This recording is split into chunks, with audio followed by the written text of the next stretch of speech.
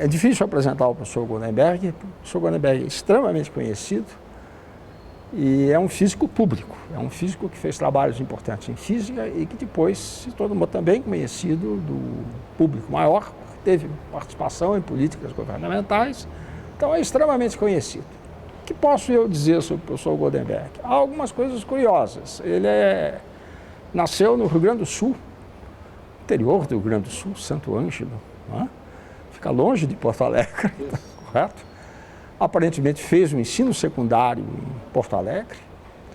Eu li que ele elogia muito o ensino secundário nessa ocasião, não o ensino de orientação positivista, etc. Mas eu achei muito curioso que ele tivesse descoberto a USP e tivesse vindo para a USP. A USP tinha o quê? Um pouco mais de 10 anos de idade, não é? Obviamente com todo o entusiasmo dos professores estrangeiros, etc. E ele veio para a USP. Ele passou por uma fase absolutamente excelente da USP, tenho essa impressão. A gente podia começar, professor, pela década de 50, quando o senhor chegou na USP e encontrou um instituto de física que era liderado pelo Lev Vatagen e já estava bem adiantada nas pesquisas. Quer dizer, qual era o estado da arte da física no Brasil naquele momento? Olha, eu nasci numa cidadezinha pequena no Rio Grande do Sul, Santo Ângelo. Uma cidade muito importante do ponto de vista histórico, porque foi lá que começou a Revolução de 1924. E Prestes saiu com a sua coluna de Santo Ângelo, em 1924, que é a cidadezinha para a qual meus pais, que eram imigrantes, os judeus que vieram da Rússia, foram porque lá perto tinha uma daquelas colônias que aqueles barões europeus tinham criado para imigrantes.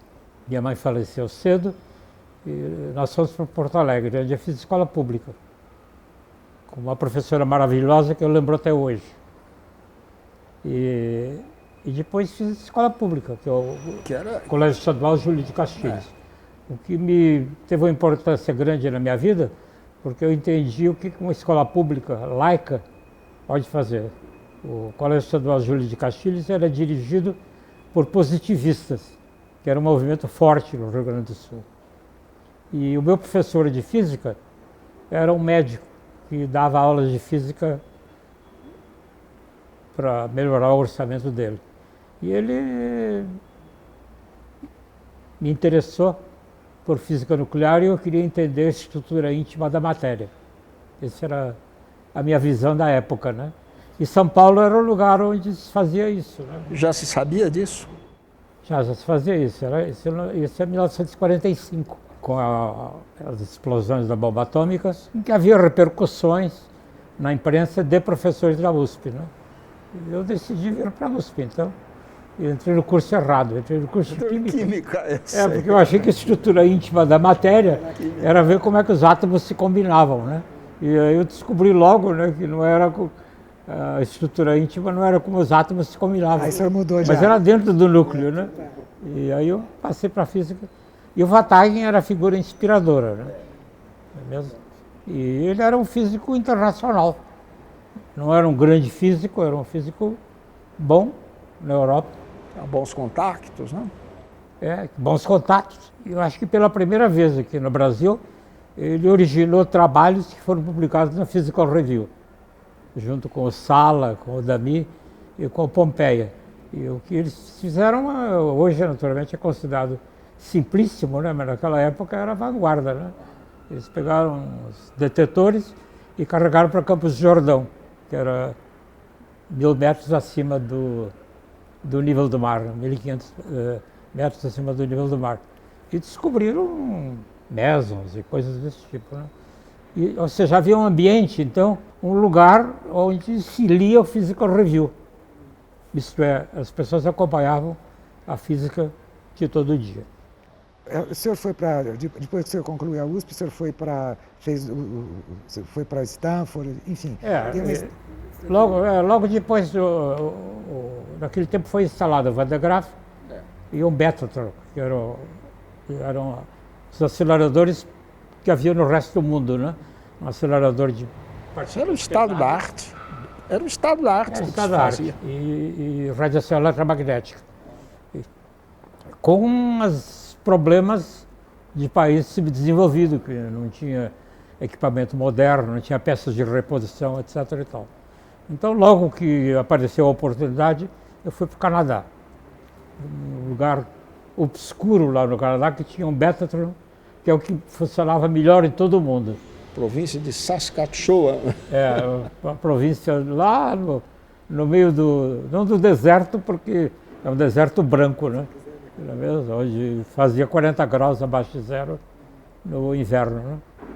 E foi no período de um ano, nós publicamos cerca de 10 trabalhos no Physical Review. E tornou um lugar internacionalmente famoso e, naturalmente, me abriu o caminho para depois outras atividades que eu pude realizar.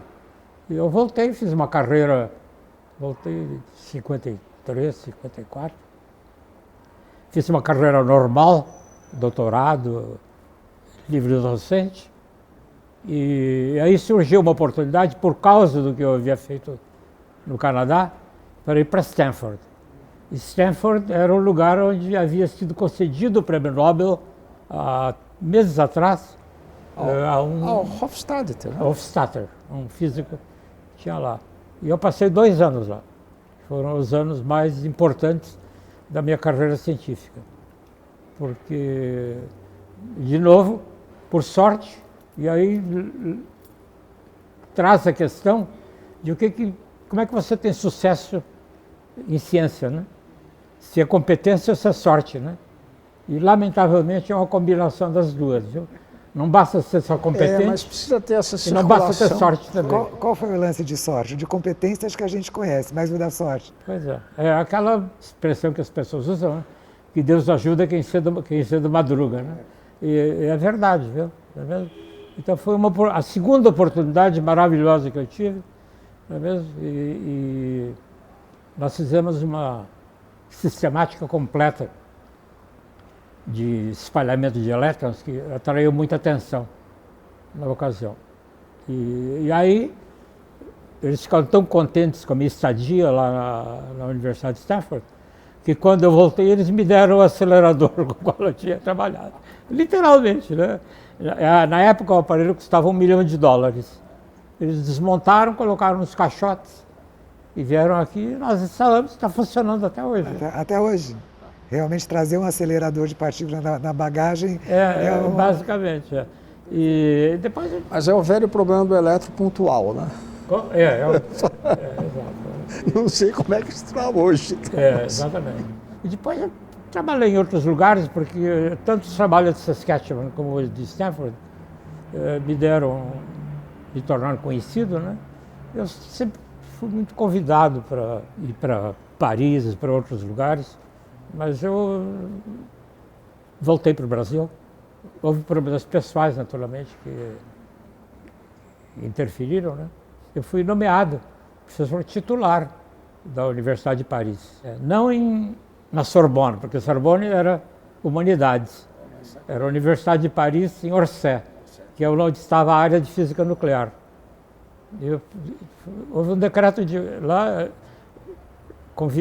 contratar estrangeiros da França é complicadíssimo. Einstein não conseguiu ser contratado como professor titular. E o meu decreto de nomeação foi assinado pelo general de Gaulle. E, em princípio, eu até ficaria na França, talvez, né? E aí houve um problema pessoal, naturalmente. Minha esposa faleceu. E o meu filho tinha sido escolhido pela professora dele na escola, o filho Clóvis, amigo do Salinas, tinha sido escolhido pela professora dele na escola que ele ia, né? É mesmo? Como possível candidato para a Escola Politécnica de Paris, que é o creme de la creme na França. É um episódio que eu vou contar porque é uma coisa pitoresca muito interessante, né? O Clóvis era um pouco arteiro, né? Como se chama, né? Como se fala, né? E de vez em quando a professora telefonava e dizia, olha, eles aprontaram uma aqui, etc. E um dia ela telefonou e falou, olha, era bom o senhor vir aqui com a sua esposa. E eu disse, não, ele deve ter preparado alguma coisa, né? E, crianças, né? Ele tinha 10 anos, né? E nós fomos lá e ela disse, vocês vão ficar na França? para sempre, porque eu sei que você era professor da Universidade de Paris, vai ficar. Em princípio, sim, né? Minha esposa estava bem nessa ocasião. Por que a senhora está perguntando? É uma pergunta estranha, né? Por que a senhora está perguntando? Ela disse, porque o Clóvis é excepcional e nós gostaríamos de prepará-lo para ele competir por uma vaga na Escola Politécnica. Nossa, o orgulho do pai. Aí, mais uma vez, o destino ou a sorte, no caso o azar, né? Foi uma sorte não tão positiva, né? Nós voltamos. Depois o tempo mudou, você sabe, o Clóvis e eu nos formamos juntos no ITA. Não precisa contar por quê, né? Depois eu te conto por quê. Mas isso então já foi... voltamos para o Brasil, eu disse, bom, a minha vida é aqui no Brasil, né? E aí nós começamos a nos envolver com a Sociedade Brasileira de Física e energia nuclear. Como eu entendia de energia nuclear por causa da minha atividade, como físico puro, não tinha qualquer interesse em política, né? Nenhum interesse em política. Né? E a energia nuclear, então, estava na época de ascensão. Parecia que a energia nuclear ia resolver os problemas de energia do mundo. Né? Mas alguns de nós que trabalhávamos com isso, né, já sabíamos que... Grandes dúvidas. Que nem tudo estava resolvido. Ia ter problema, e teve, né? Aconteceu com muitos físicos, né? Não só comigo, né? Quer dizer, eles se desenvolveram essa coisa maravilhosa, né? Porque quando funciona é maravilhoso, né? Sabe? Não polui nem nada, é uma coisa que funciona bem. Mas quando dá um problema, é um problema seríssimo que a gente não sabe consertar, basicamente. Né? E essa foi a razão pela qual o senhor se afastou da energia, do estudo da energia nuclear e começou a pensar em outras energias. Pois é, aí as pessoas logo perguntavam, bom, mas você não vai fazer energia nuclear? Vai fazer o quê, né? E aí, aos poucos, então, eu fui mudando para o que a gente chama de energia em geral, né? E aí o programa do álcool, alguns anos depois, o programa do álcool começou e era um programa puramente econômico, viu? Era lá o Ministério da Agricultura e o Delfim, que no fundo era um subsídio dos usineiros, que estavam contentíssimas, né? Porque pagavam bem os usineiros, né? E eu fiz uma pergunta simples, que parece simplíssima, né? Eu dizia, mas vale a pena fazer álcool, né? Porque você tem que plantar, você tem que moer, tem que espremer a cana, pegar o suco, fermentar, fazer uma porção de coisas, né? Acho que o petróleo, você abre um buraco e sai o petróleo. E eu fiz uma conta, então, eu e meus colegas sempre fiz uma conta, né? Quanta energia você precisava gastar para transformar a cana-de-açúcar num combustível que era igual à da gasolina, né? E é muito bom. A gente chama de balanço energético, era muito bom. E não é poluente, porque é renovável. Foi uma nota que nós publicamos na Energy Policy. Tem alguns artigos de Energy Policy, artigos de Science. Deu ao programa do álcool brasileiro uma razão de ser que não era o lucro dos usineiros, é uma razão tecnológica. E teve uma repercussão enorme, evidentemente. Né? E aqui no próprio Brasil encorajou o governo, né, a prosseguir no caminho, porque tinha muita gente que, sobretudo os vendedores de gasolina, né, achavam que a competição do etanol não era uma coisa boa. Né? E, de novo, eu fiquei bastante conhecido e os debates de energia nuclear continuavam em paralelo. E havia Pinguel e outros colegas que participavam. E aí aconteceu uma coisa muito interessante, porque nós fazíamos análises ou técnicas ou semitécnicas dos problemas que eventualmente a energia nuclear traria, sobretudo aquele acordo megalomaníaco com a Alemanha, né? E que acabou dando no que deu. E aí tem um episódio que eu queria contar, porque é uma coisa que fica para a história, que pouca gente conhece, né? Em 1990, portanto, 15 anos depois que o acordo nuclear foi assinado com a Alemanha, que foi a ocasião em que nós fizemos críticas, né? Eu encontrei em Copacabana, era na época da Rio 92, eu estava passeando na praia, que eu faço até hoje, né? Só que agora é no clube aqui na frente, né? Tá vendo? Encontrei o general Costa Cavalcante, que tinha sido o ministro de Minas e Energia na ocasião, e era candidato à sucessão do presidente Costa e Silva. E era do núcleo duríssimo da Revolução naquela época, né? E ele estava doente, e morreu poucos meses depois. Ele me encontrou na praia e disse: olha, professor, eu estou doente, eu queria lhe dizer uma coisa que o senhor não sabe, não vai ter forma de saber, a menos que eu lhe conte, viu? É que lá dentro do alto comando do Exército, ele que caçava todo mundo, aposentava, etc., né? Nós líamos os documentos que vocês preparavam, foram muito úteis para a tomada de decisões do governo brasileiro. E, assim, em retrospecto, talvez seja essa uma das razões pelas quais eu nunca fui atingido pelo ato institucional. Porque vários colegas nossos foram atingidos pelo ato institucional, na USP, né? Schemberg e outros, alguns mais políticos, né? E aí, naturalmente, não era tão surpreendente, né? Mas alguns, como o Tchômilo, também foram afastados, né? E eu acho que esse é o motivo, quer dizer, na realidade, o nosso trabalho de crítica, que era científico e semi-científico, porque a gente tinha que explicar para os estudantes e até para o público, né? E foi apreciado por aqueles próprios generais que tomavam atitudes muito duras com a universidade. O que mostrou claramente a dicotomia que existia dentro do governo militar, que agora é notória, né? Quer dizer, havia uma ala que é desenvolvimentista, né? Que queria desenvolver o país, né? E que precisava dos cientistas, né? E eles valorizavam o trabalho de cientista. Eu tenho a impressão que essa é a única razão pela qual eu não fui atingido também, né, Salinas? Né? Não, eu acho que eles preservaram, né? Realmente, isso é que a gente agora não tem, né? Mas teve. Criaram a FINEP, criaram vários instrumentos que era para capacitar o país. Né? E aí depois veio a abertura, né? E o senador Franco Montoro lia muito meus artigos. Então, não diria que nós ficamos amigos, porque não havia também uma diferença grande de idade, né? Mas ele apreciava as coisas que eu escrevi. E quando ele foi eleito governador, ele me chamou para a administração dele para ser presidente da CESP, que era perfeitamente compatível, porque eu era um especialista em energia. E eu criei, então, todas essas questões de energia renovável. A introdução de energia renovável aqui no Brasil ocorreu nessa ocasião. O Procel, que é um programa da Eletrobras, foi criado nessa ocasião. Eu era do Conselho da Eletrobras também. E aí me tornei reitor. Vocês não perguntaram, mas eu quero falar. É mesmo? Porque é uma coisa útil para a história, viu?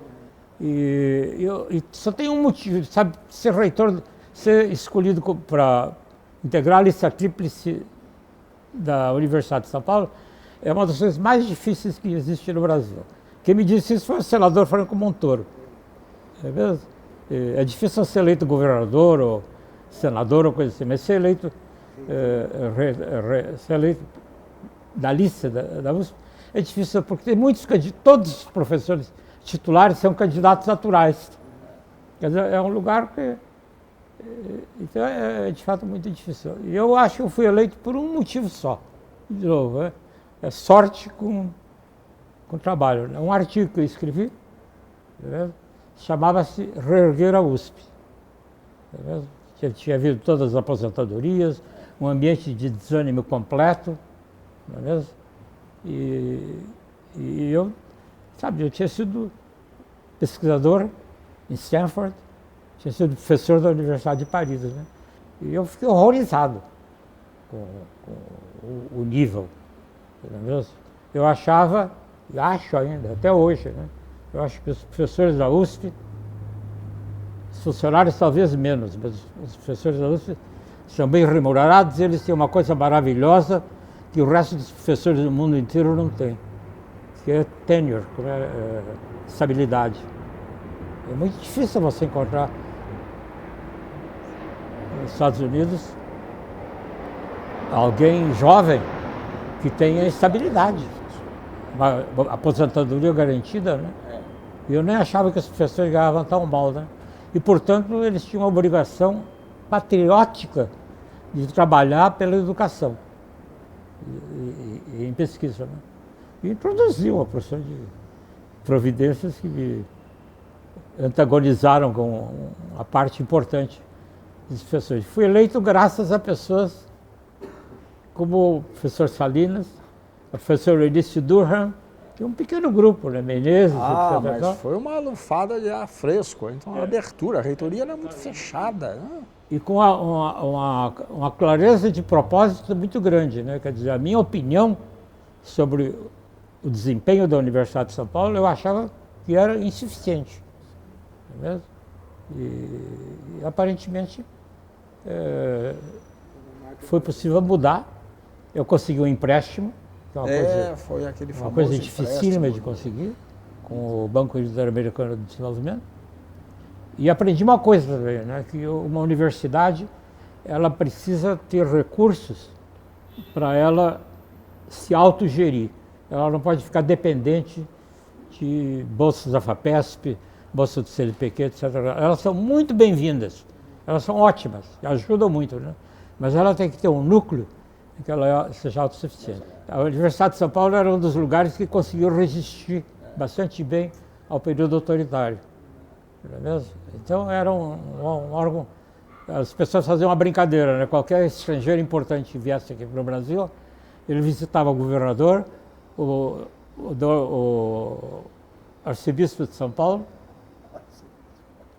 o Dom Paulo e o reitor da Universidade de São Paulo. E é verdade, eu me lembro que eu fui visitado por personalidades que não teriam razão nenhuma para ir na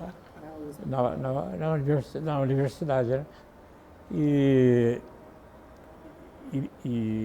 Por exemplo, o governo não conseguia fazer, o governo federal não conseguia fazer as listas de reitores. E aumentou de 3 para 6, que é um método que o Maluf usou na época que ele era governador para colocar uns reitores lá um pouco estranhos, né? É mesmo? Eu fui ao Supremo Tribunal Federal e defendi a autonomia da USP, né? E consegui. Sabe, quando você fica com uma reputação de que você consegue as coisas, é assim na vida da gente. Ela cresce, ela faz crescer, né? Faz crescer, né? Quer dizer, e aí nós levamos, eu e Paulo Renato levamos o problema para o Quércia, né? E o Beluso ajudou, o Beluso era secretário do Planejamento. Nós dissemos, olha, não é possível ficar com esse negócio de a verba da universidade depender da boa vontade do governador de plantão, não é? Porque o Maluf não tinha boa vontade e atrasava, não sei o quê. É um problema para vocês e para nós, né?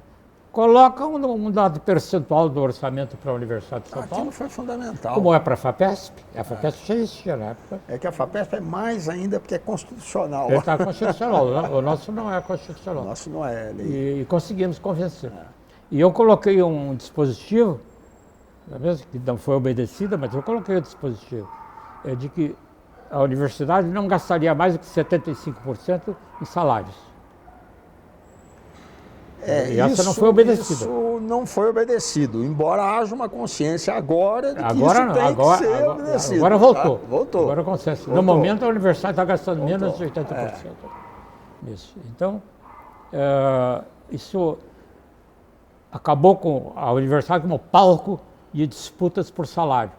E eu acho fundamental de ela ter um núcleo, quer dizer, ela tem 25% que ela usa para manutenção, evidentemente, dos prédios, e também, evidentemente, de pesquisa. Quer dizer, se amanhã a FAPESP não quiser financiar pesquisa em AIDS, a Universidade de São Paulo pode perfeitamente financiar sozinha. Não é o caso, evidentemente, que a FAPESP é esclarecida, né? Falta o senhor falar agora sobre o período que o senhor foi presidente da FAPESP de 2015 a 2018. E eu queria que o senhor contasse um pouco que iniciativas o senhor destacaria na sua gestão, quais foram os maiores desafios. É curioso, o meu relacionamento com a FAPESP é bastante curioso. Eu jamais tive bolsa da FAPESP. A grande maioria das pessoas sempre tiveram ou bolsa ou um auxílio da FAPESP. Eu nunca tive. Eu jamais tive qualquer contato profissional com a FAPESP durante a minha vida toda. A minha pesquisa era sempre financiada pelo exterior, ou então nem precisava de recursos externos. E aí jamais, agora mais recentemente, faz poucos anos então, eu já era professor emérito da Universidade de São Paulo, e houve esse episódio do reitor Rodas, né, que criou uma situação dentro da USP que não é o caso de comentar aqui, mas criou uma situação muito complicada. E o reitor Zago, então, que agora é o presidente da FAPESP, foi muito corajoso e colocou ordem. E eu apoiei muito ele, tanto que a universidade agora tem um esquema que garante que é impossível o reitor decidir fazer um auditório de 4.000 lugares sem perguntar para ninguém, né? Houve reitores, como eu, né, que criou o Instituto de Estudos Avançados, né? Mas aí é um Instituto de Estudos Avançados, né? E não um teatro para 4.000 lugares no meio de um lamaçal, né? E o reitor Zago foi muito corajoso, colocou a universidade em ordem, criou lá toda uma legislação que impede dar aumento antes de acabar o mandato, para evitar influência do próximo reitor, coisas de, quer dizer, trazendo a política nacional para dentro da universidade. Eu apoiei muito.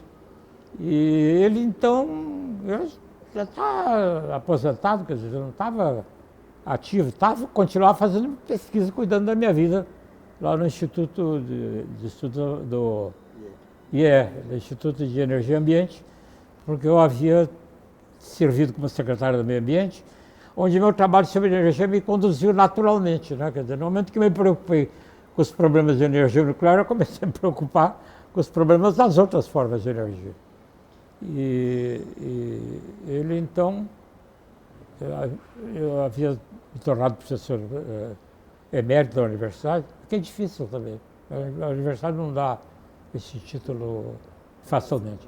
O Conselho Universitário, as unidades dão, mas o Conselho Universitário não dá. E aí acabou o mandato sim, o professor Celso Laffer era o presidente da FAPESP, ele não podia ser reconduzido. Ele já tinha servido 2 mandatos. E ele, então, pediu para eu assumir. E como eu tinha sido secretário do Meio Ambiente do governador Alckmin, todo mundo achou que o Alckmin me escolheria, o que de fato ocorreu. E, então, em 2015, primeiro eu fui nomeado membro do conselho e depois, 6 meses depois, nomeado presidente. E aí, deixa eu explicar, porque é uma coisa útil para a história da FAPESP. No dia de eu tomar posse, o governador foi lá, o que não era uma coisa comum também, né? O governador foi lá, o vice-governador também. A sala do presidente, estava lá o presidente, o Celso Laffer, diretor científico, etc. E tal. Ele basicamente passou um pito. O governador? O governador Alckmin, que é fora do estilo do governador Alckmin. Ele passou um pito em quem? Passou o pito na diretoria toda, nos membros do conselho que estavam lá, dizendo que a FAPESP ela cuidava de uma ciência abstrata que não beneficiava o povo. E que nós precisávamos fazer mais que a Dona Maria pudesse entender. Ele usou essa expressão. É uma coisa extremamente embaraçosa. No dia que eu estava tomando posse na FAPESP. De modo que o pito não era para mim, mas era o pito para os que estavam lá. E eu disse isso no meu discurso de posse. Eu digo, não, eu acho que a FAPESP funciona muito bem dentro das normas que ela estabeleceu, que é uma entidade que simplesmente se preocupa com o desempenho acadêmico, basicamente, bolsas, trabalho científico, etc. Ela pode sempre melhorar, não é mesmo? E de fato foi o que eu tentei fazer, porque as pessoas, isso é uma crítica à FAPESP, eu faço porque é um testemunho histórico, né? As pessoas que vivem dentro da FAPESP protegidas dentro de uma campânula de vidro, né? Elas têm dificuldade de entender que a lei mudou, a lei que criou o dispositivo constitucional. Sim, mudou porque houve 0,5% a mais, justamente para fazer... Eu acho que eles jamais entenderam claramente o que significou essa mudança. Porque a FAPESP foi criada por cientistas acadêmicos e a única coisa que o cientista acadêmico entende é publicar um artigo numa revista importante. Esse é o métier deles, é a tecnologia que foi inventada para fazer ciência avançar. Então, a FAPESP foi criada por pessoas que eram cientistas acadêmicos, e cuja lógica, cuja razão de ser, razão d'être, é publicar um artigo como Einstein, né? Quer dizer, não adianta o Einstein ter entendido a relatividade, ele queria contar para os outros, né? Ele queria, ele queria se sentir como Galileu, coisas desse tipo, né? E que é uma coisa que é comum a todo cientista, né? Tá vendo? E ele foi sempre populado por pessoas desse tipo. Houve algumas flutuações pequenas, eu creio que o Pérez fez algumas coisas mais aplicadas, mas durante a grande maioria do tempo, o academicismo, eu não digo como crítica, não é o academicismo no sentido pejorativo, era dominante na FAPESP. E digamos, a grande marca da gestão do professor Celso Laffer e do diretor científico do Brito, por isso foi o que ele chama de internacionalização.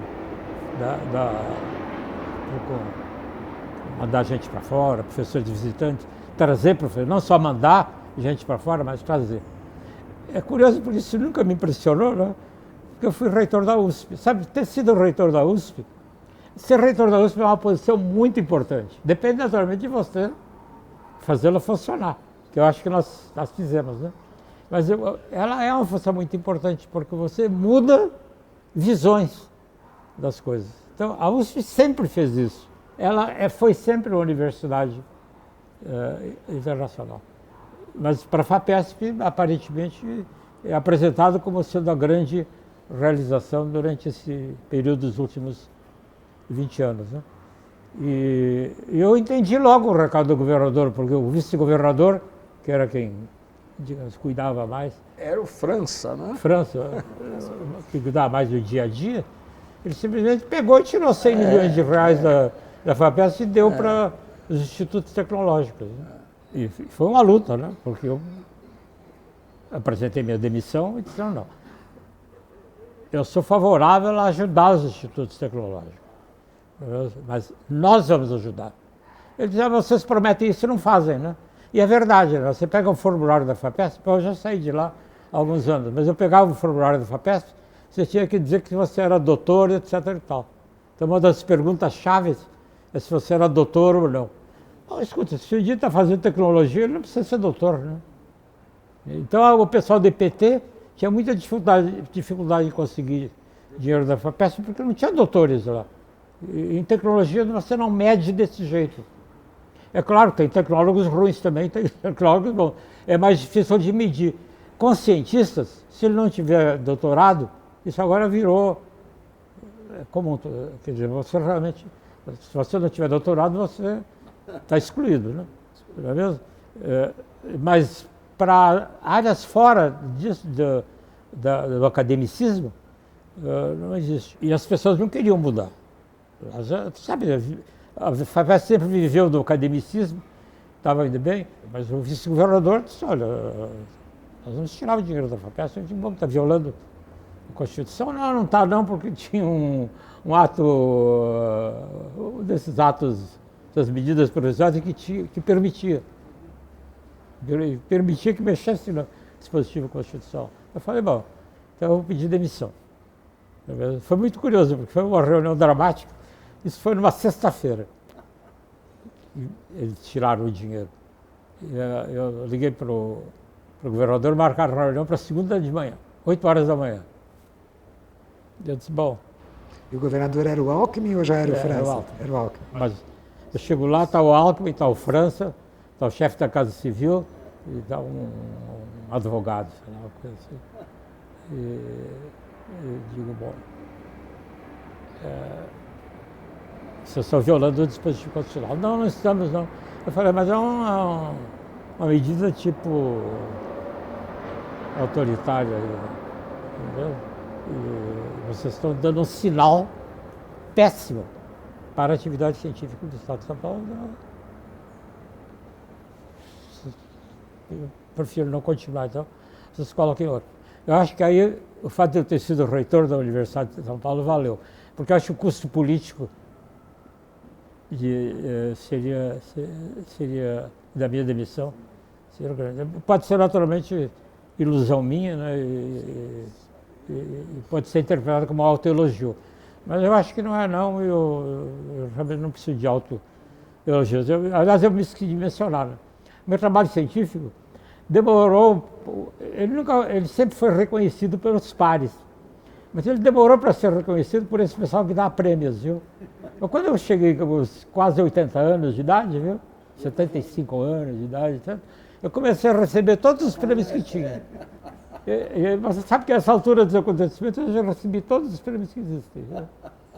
Né? Tem um prêmio chamado Volvo, tem o Blue Planet Prize, que é um prêmio importante. É por isso que eu moro num prédio como esse aqui, viu?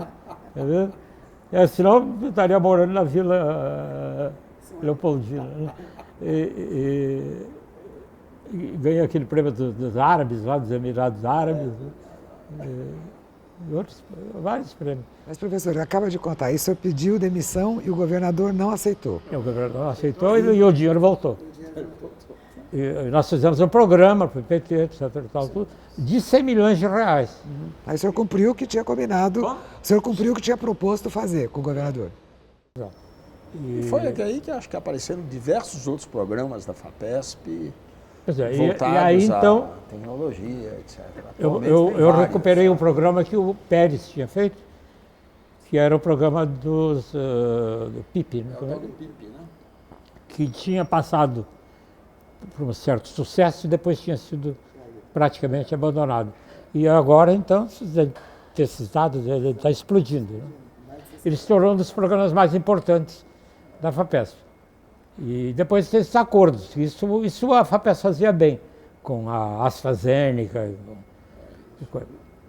Mas aí eu queria concluir porque eu queria deixar um testemunho também sobre a questão da política científica aqui no Brasil.